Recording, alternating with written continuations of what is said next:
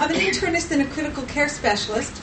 I'm actually quadruple boarded, and I have one of those concierge practices, which is why I have been asked to speak with you today. I'm going to expand that conversation a bit. My patients pay me for their care, and I work for them.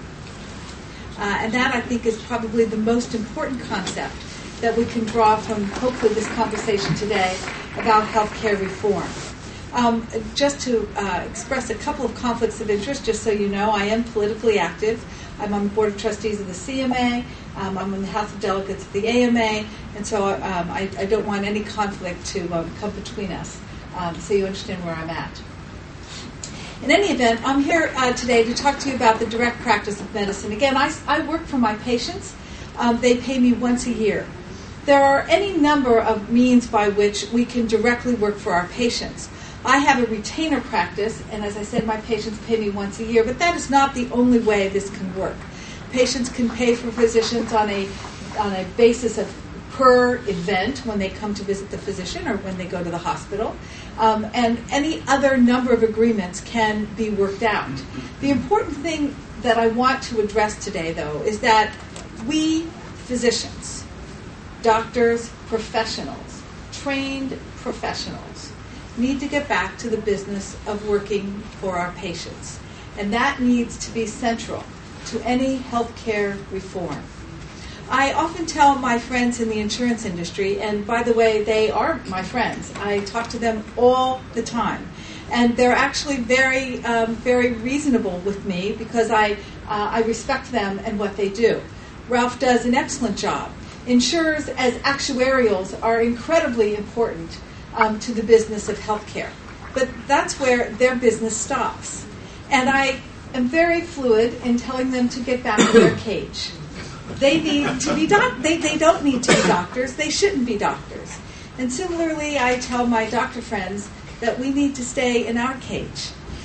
One of the problems with the design of our healthcare delivery system today is, quite frankly, we're all in each other's cage. I describe it as a zoo. And the cost of care is in the patient trying to negotiate themselves through the zoo so they don't get eaten by the tigers or the bears or that's probably not a good thing to talk about here in San Francisco, but that said, it is a zoo.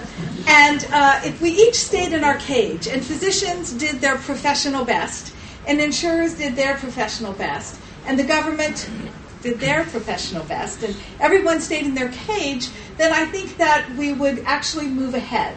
And that's what drew me to talking about the 10 Commandments. Now, I'm not comparing myself to Moses, and I have no tablets for you today.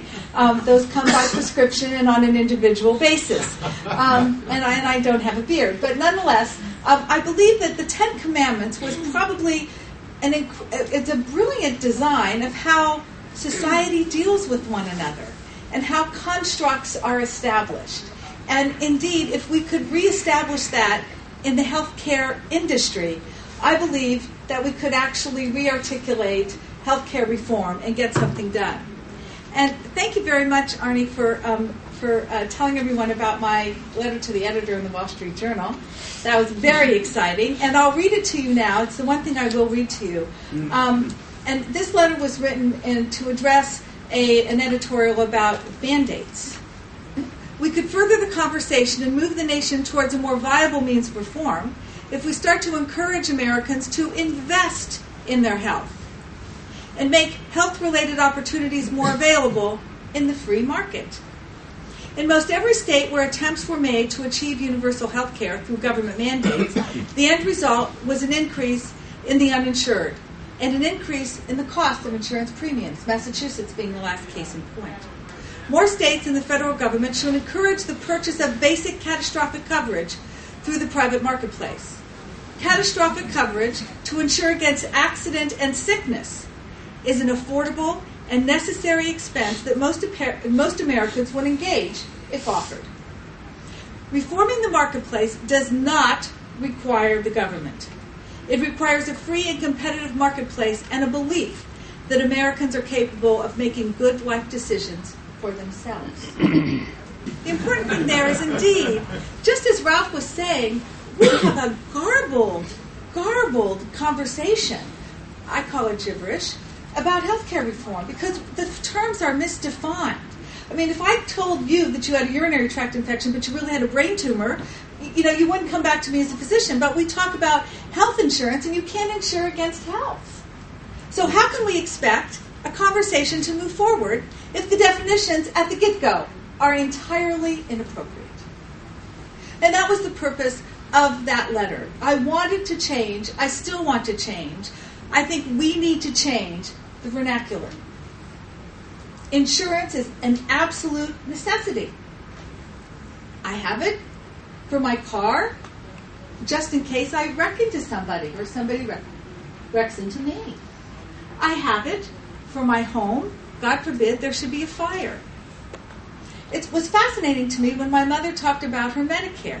And by the way, I have lovely parents. They're great people, but they're left of Hawaii. And if you know what I mean. So my mother talks about her Social Security. And I said, Mom, Social Security was Social Security insurance. It was meant if Daddy and you didn't have something to take care of yourself when you got older. And God forbid you should ever have to use your Medicare insurance. Although I would offer to you that Medicare insurance is not insurance. It's a benefit plan. And the last I heard, when people offer benefit plans, they want more and more and more. And it's pretty free. I mean, you pay 20%. And what a great deal that is, isn't it? And we've all seen the result of that. Because, I don't know about you, but those commercials with the scooter thingies, the electric scooters, I mean, it just infuriates me. And I can't tell you that even in my practice, where patients, pay for my care, and I think they have an understanding of a value-based healthcare system, they want the scooter. It's free. I mean, I want a scooter. Doesn't it sound like fun? You can go down the street and talk to your friends. It's free. But it's not necessarily medical, and it's not a medical necessity. And it shouldn't be insurable. It's a benefit. And, we don't buy house insurance after our house is on fire. And we don't buy car insurance when someone has just T-boned us. And so the concept of insurance in healthcare, I think, needs to be readdressed. And then, of course, we have to get back to the business of who I work for. And I work for my patient. Exclusively for my patient. And that gets me to the 10 Commandments.